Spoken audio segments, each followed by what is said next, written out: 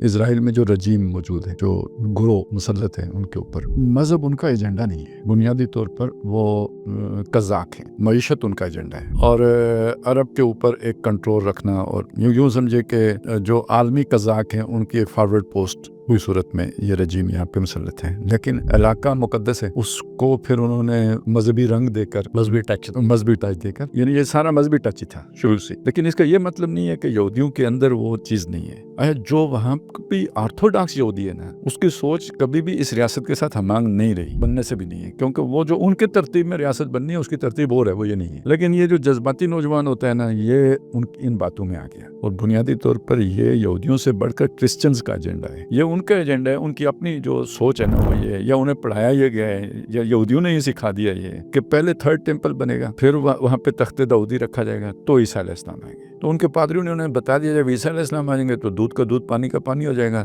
تو یہ کام ہم ان سے کرا لیتے ہیں. یعنی یہودیوں کو استعمال کر کے زائنزم جو ہے نا اس کو آگے رکھ کے یہ کر لیتے ہیں. یعنی جو امریکہ میں وہ جو ہیں وہ کرسچنز کا وہ فرقہ ہے کہ جو اس معاملے میں یہودیوں سے بڑھ کر سونی ہے، کرسچن زائنسٹ. اب یہ جو ہے نا ان کا معاملہ یہ ہے کہ انہوں نے یہودیوں کو استعمال کرنا ہے اور آج تک کرتے آئے ہیں. اب آ کے یہ جو کام بنا ہے نا، یہ عام عوام جو ہے نا اس کے اندر اس لابی کی، یعنی جو مذہبی لابی ہے نا اس کی وہ کم ہو گئی ہے. لیکن پھر بات وہی بنے گی جو کیوان صاحب کہہ رہے ہیں، گرفت کمزور پڑتی دیکھ کر غصہ، ایجنڈا کمزور پڑتے دیکھ کر فرسٹریشن. تو بات پہلے اگر کنٹرول سے چلاتے تھے نا، ایک حساب کتاب سے، یا اتنا جو ہے نا طاقت کا استعمال کرنا ہے، یہ کرنا ہے، تو غصے میں پھر آ کے آپ جو ہے نا سارا کچھ ایک ہی دفعہ کرتے ہیں، جھونک دیتے ہیں. تو یہ چیز اصل میں بڑے کانفلکٹ کی طرف جا رہی ہے. کہنے کا مقصد یہ ہے، یعنی یہی ویسٹ میں ہو رہا ہے، اسی کا اثر جو ہے نا وہ اسرائیل کے اندر بھی پڑ رہا ہے. نتیجہ اس کا یہ نکلنا ہے جو ابھی یعنی بہت شدید قسم کی یلغار کی صورت میں